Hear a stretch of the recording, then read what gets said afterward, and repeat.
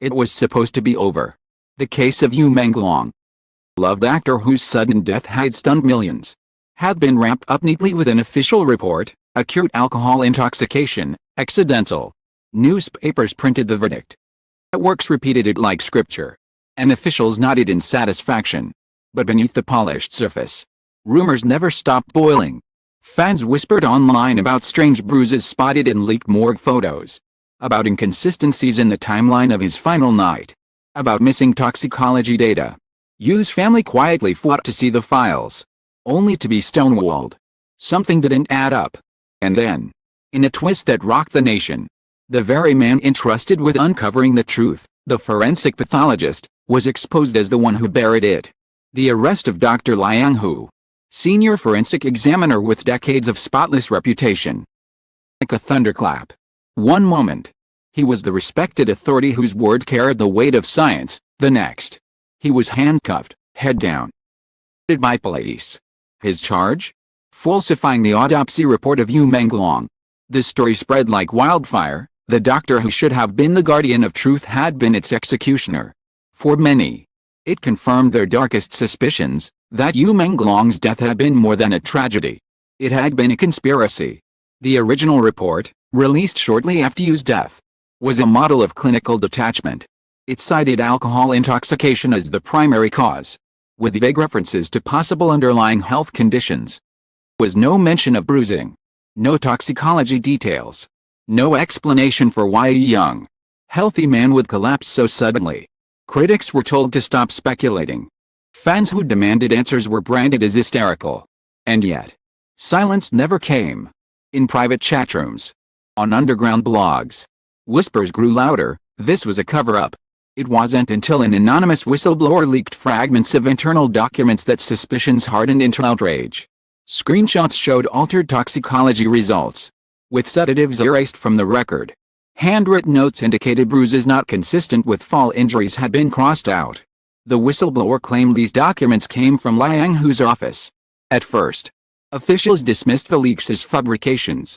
But within weeks, an investigation was launched, and soon, the ugly truth began to surface. Liang Hu had ties, deep, dark ties, to Qin Wenchen, the so-called kingmaker who had already been implicated in the broader scandal surrounding Yu's death. Bank records revealed payments routed through shell companies, and accounts linked to Liang's family. Luxury watches, foreign vacations, and even property in Hong Kong traced back to Qin's network. It wasn't simply professional negligence. It was calculated betrayal. Liang had sold the truth, and in doing so, sold out Menglong's dignity. The impact was immediate. Fans who had mourned in silence erupted in fury. Social media exploded with a hashtag forensic betrayal, trending within hours of the arrest.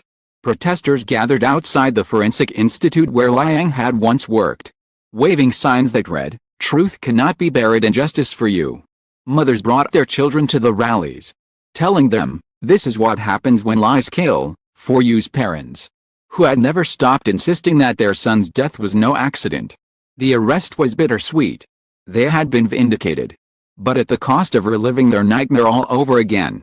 Journalists dove headfirst into the scandal, constructing the cover-up piece by piece. They uncovered how Liang had rushed the autopsy, completing it in less than 24 hours, unheard of for such a high-profile case. They revealed how colleagues who questioned the results were silenced, signed, or threatened.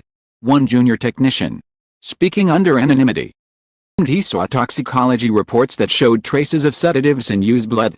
"I was told to shut up," he said. "The supervisor told me the doctor had already signed the report. If I valued my job, I'd forget what I saw." That technician later resigned, unable to bear the weight of silence. Meanwhile, Qin Wenchen's fingerprints were everywhere. The same media outlets that had parroted the accident narrative were owned or influenced by Qin's empire.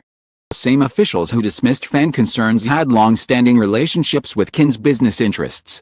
The cover-up wasn't just about one crooked doctor, it was about an entire system bending to protect its most powerful player. And now, with Liang in custody, the system itself was beginning to crack. The most damning evidence came from Liang's own computer. Investigators found multiple versions of the autopsy report.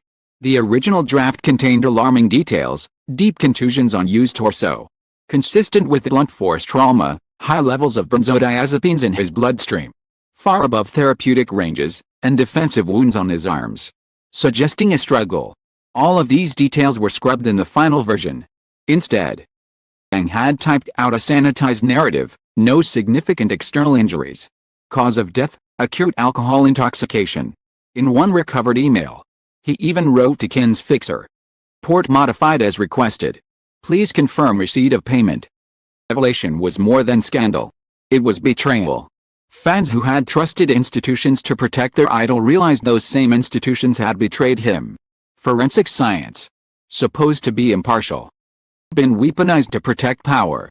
Commentators called it a second murder, the killing of truth itself. On talk shows, analysts asked, if even death can be falsified, what hope remains for justice? The government, facing mounting outrage, had no choice but to act.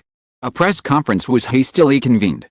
Officials confirmed Liang's arrest and promised a full investigation. For the first time, the phrase possible foul play was used in an official statement regarding Yu's death. That phrase alone sent shockwaves. For years, fans had been called delusional for saying exactly that. Now, the government itself had admitted they may have been right all along. As Liang sat in his cell, awaiting trial, the story became not just about Yu Menglong, but about a culture of silence and corruption. Whispers emerged that this was not the first time Liang had altered a report. There were rumors of other deaths, other stars whose stories ended in accidents that were never questioned. If true, Yu's case was just the tip of an iceberg, a glimpse into an underworld where money and power dictated even the verdict of death. The trial of Dr. Liang, who became one of the most watched courtroom spectacles in modern Chinese history. Cameras weren't allowed inside, but transcripts, sketches, and leaked notes from journalists fed a public ravenous for truth. For months, they had waited, demanded, screamed into the void, how did Yu Menglong really die?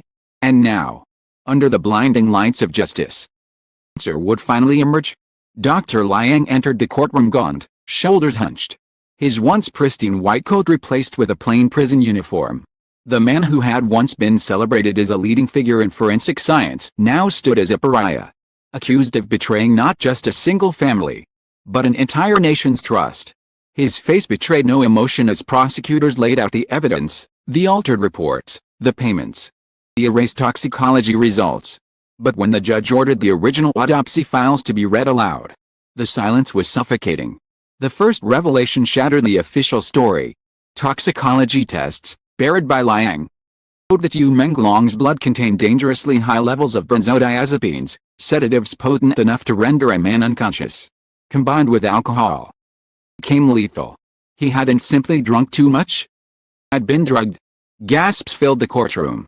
Families in the gallery clutched each other. Fans watching live updates on their phones wept. But the nightmare didn't end there.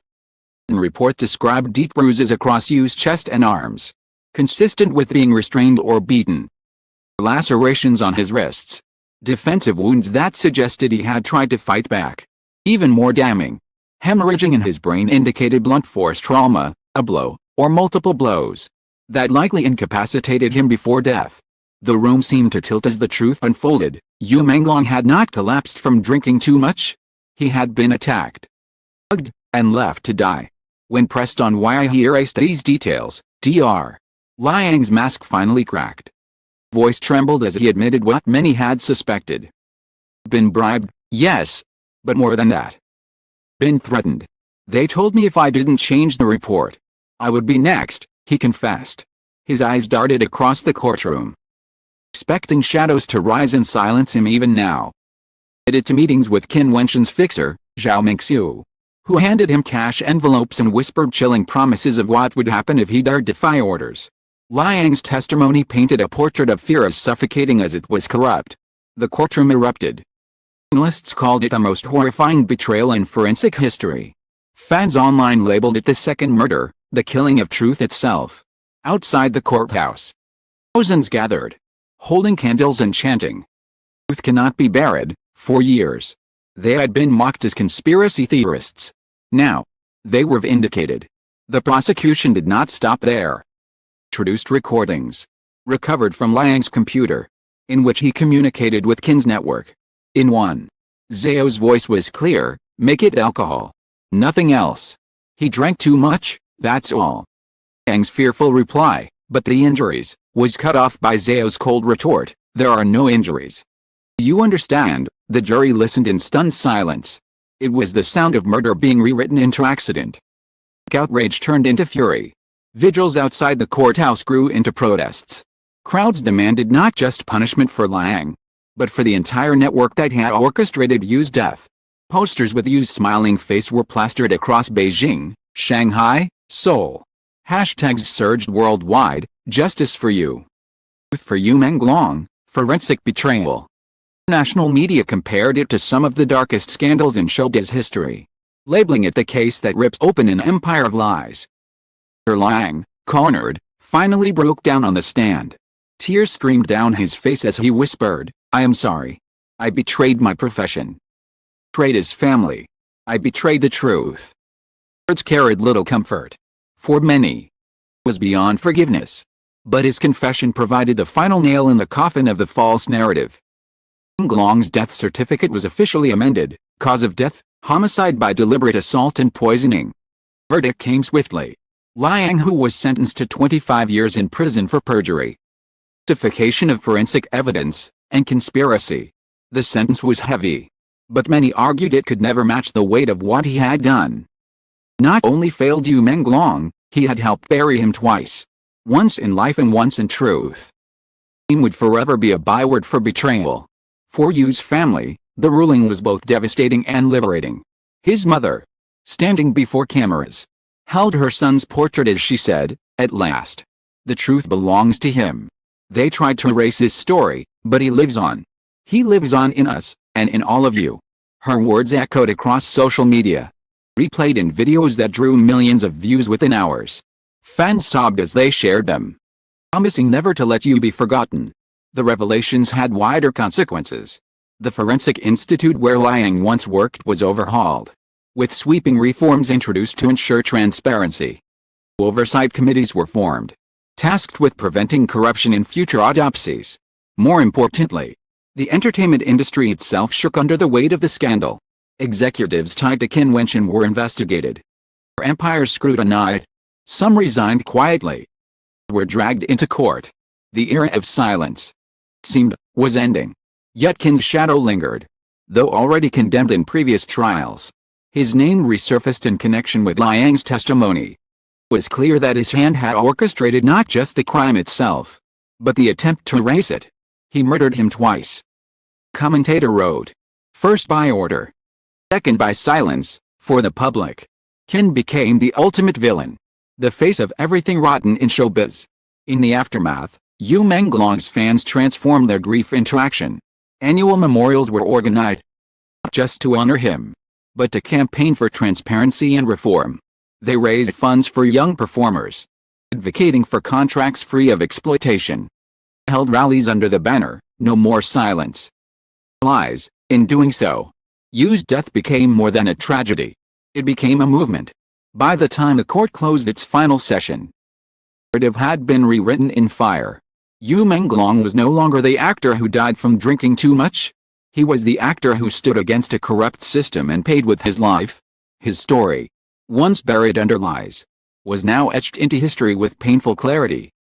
Closing lines of the prosecutor's argument summed it up best. They tried to bury the truth, but the truth does not rot.